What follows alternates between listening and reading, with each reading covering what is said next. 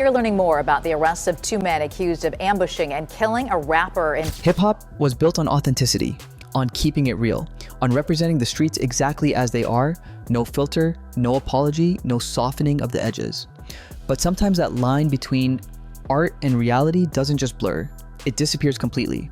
And what you're left with isn't a song, isn't a music video, isn't a punchline in a 16-bar verse.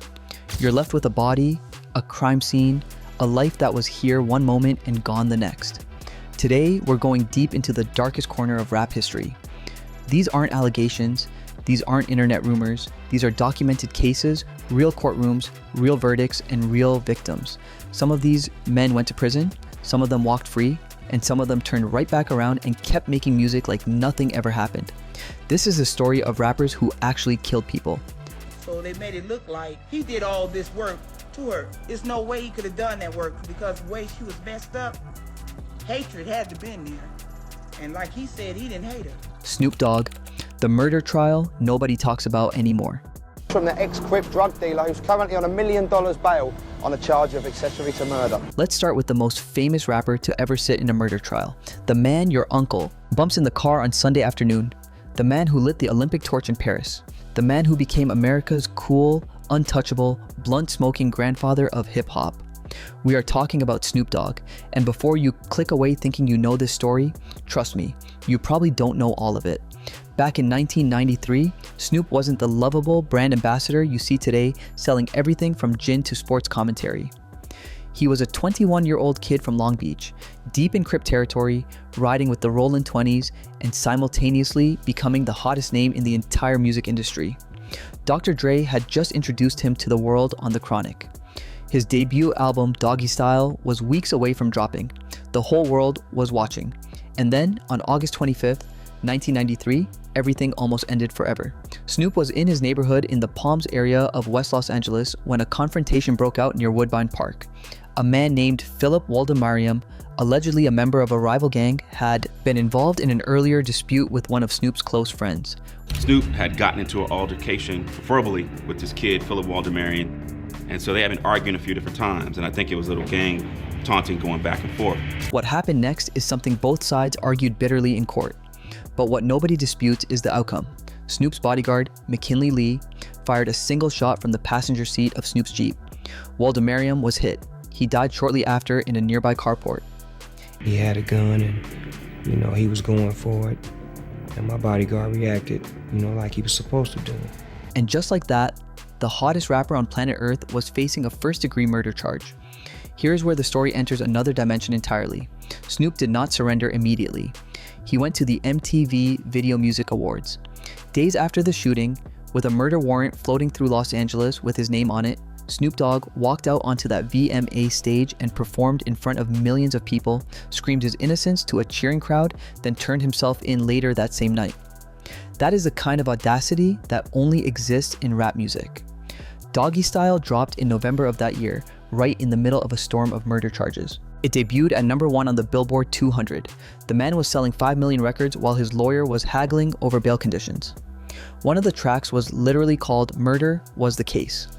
When the trial finally arrived in 1995, Snoop had hired Johnny Cochran, the same attorney who had just finished defending O.J. Simpson in the most watched trial in American history. In the same courthouse, at literally the same time. You genuinely cannot write fiction this strange. The trial fell apart for the prosecution in spectacular fashion. Police had accidentally destroyed critical evidence, Waldemariam's clothing, bullet casings, physical forensics, just gone forever through sheer incompetence. Then a witness confessed on the stand that he and an accomplice had removed a gun from Waldemariam's waistband as he lay dying, specifically to make him appear unarmed and frame Snoop and his bodyguard. The jury deliberated, came back, and acquitted both men on all major charges. Finally able to speak his mind about the feelings and emotions he had during this long case. And at the time that the jury was reading the verdict, I left it in God's hand, Abby. That's why I looked so stone-faced. I was just I didn't have no expressions, you know what I'm saying? It was all in her. Snoop walked into the California sunshine and went on to become one of the most beloved entertainers of the last 30 years. But Philip Waldemariam, 20 years old, never walked anywhere again. No acquittal changes that fact. When he did his closing argument, you know what I'm saying? Because it brought him to tears, it brought me to tears, and a couple of jurors to tears. Because he was actually telling them, I'm not representing Snoop Doggy Dogg for Snoop Doggy Dogg. C. Murder, the night a teenager died to meet his idol. If the Snoop case was complicated, this one is not. This one is devastating in the simplest, most heartbreaking way imaginable. You know what I'm saying? The 4-4. We got choppers inside the ship, but we can't bring them out because all the kids in this early lodge. Corey Miller, known as C. Murder, was the younger brother of Master P, a pillar of the No Limit Records empire that dominated the late 90s with gold tanks and platinum plaques and a hunger that felt unstoppable. C. Murder was not the biggest name in the family, but he had a following, a reputation, and a name that in retrospect feels less like a rap alias and more like a warning nobody heeded.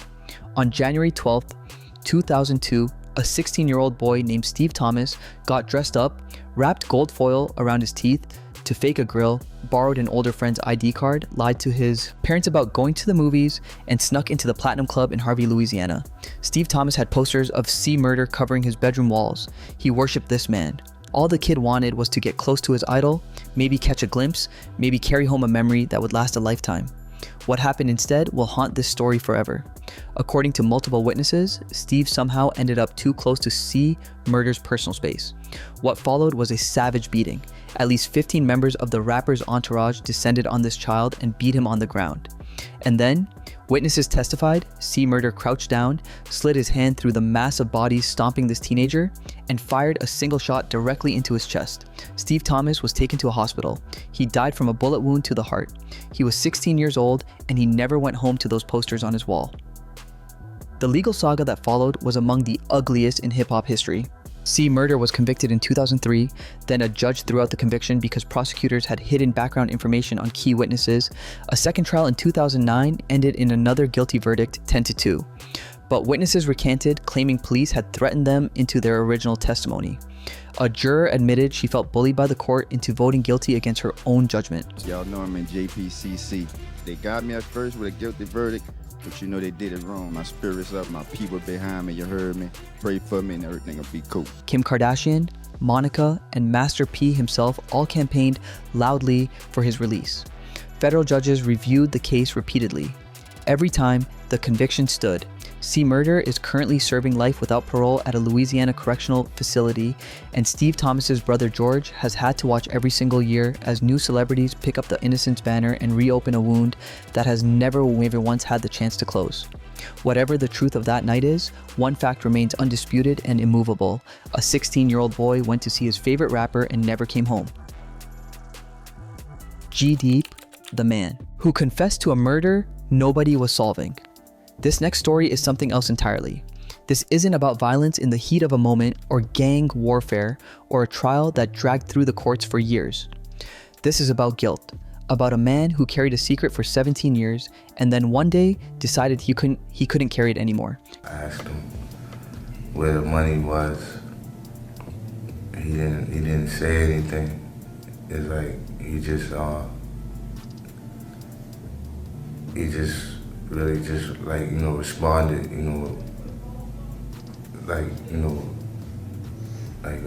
facially, but he didn't say anything. So, I asked him again, where was the money? And he put his hands up, and then he just, we caught eye contact, then he grabbed the gun. G-Dep, born Travell Coleman, was a Harlem rapper who genuinely had something. He signed to Bad Boy Records and in 2001 released the single Let's Get It, which had the whole city moving. The original Harlem Shake, not the internet meme, the real one, was built around his music and his energy. He was on the rise, his name was in conversations, he had momentum that a lot of artists would trade everything for, but underneath all of it, G-Dep was carrying a secret from 1993. That year, at the age of about 17, he had attempted to rob a stranger at gunpoint on the streets of Harlem, a man named John Henkel, 32 years old. There was a struggle. The gun discharged. G-Dep ran. He didn't know for certain what happened to Henkel. He found out later that the man had died. The case went cold. Police had nothing. No witnesses, no leads, no suspect. And G-Dep just kept living. Got signed, got famous, got on the radio, and carried that dead man with him every single day. And I didn't realize it was hitting him or anything. I just, cause I didn't see anything. Or, you know, I just fired.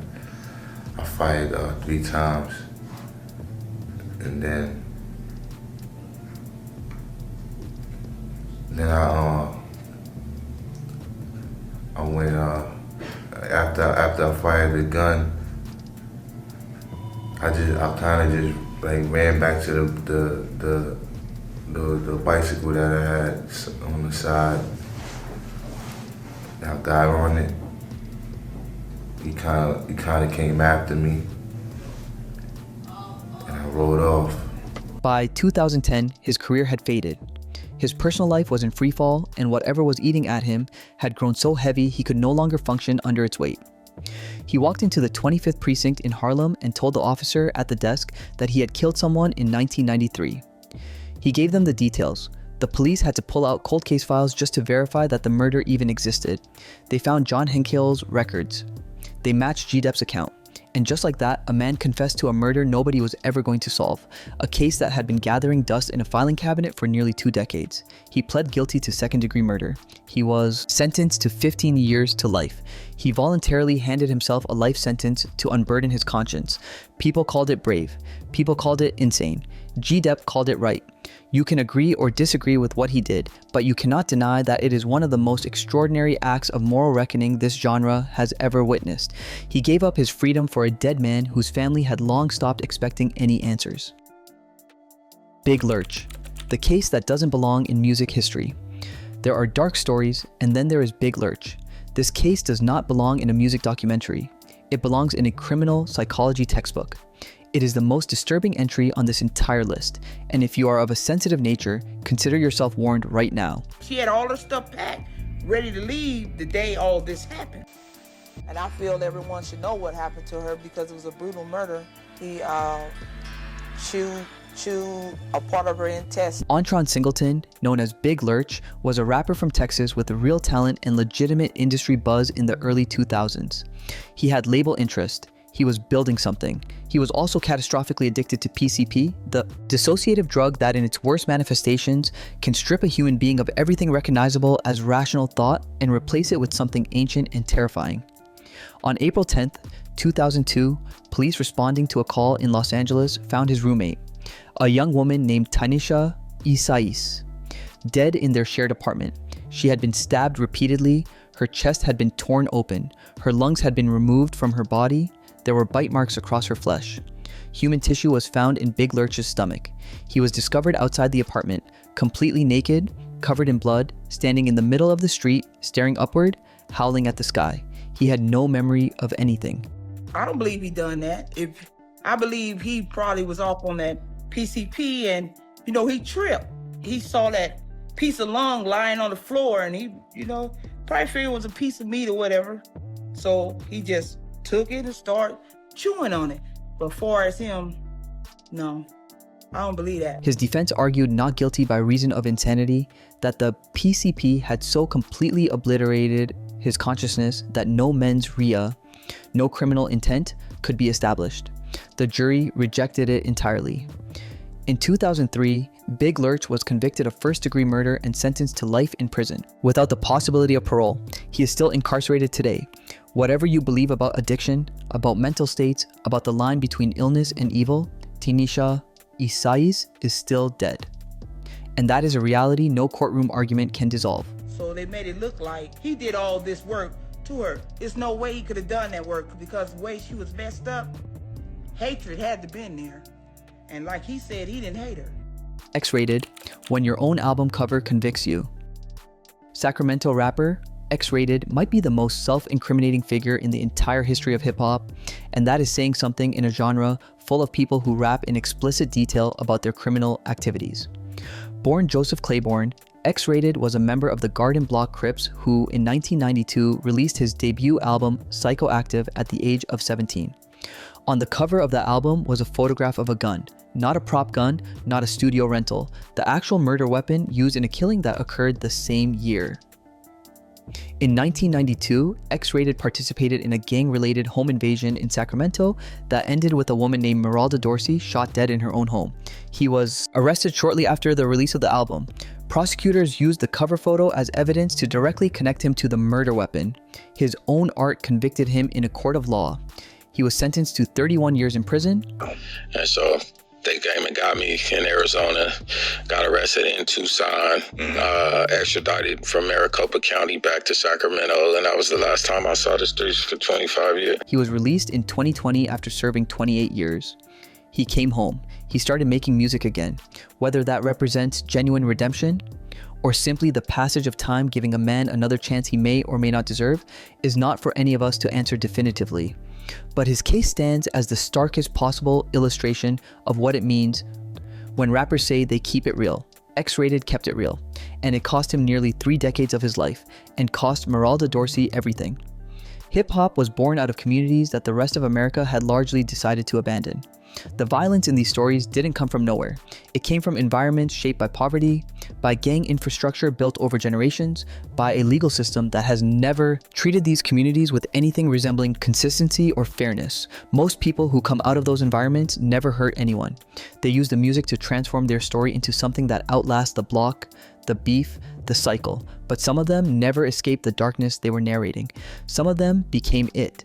And when that happens, the victims, Steve Thomas, John Henkel, Tynesha Isais, Philip Waldemar, Meralda Dorsey, deserve to be more than footnotes in someone else's biography.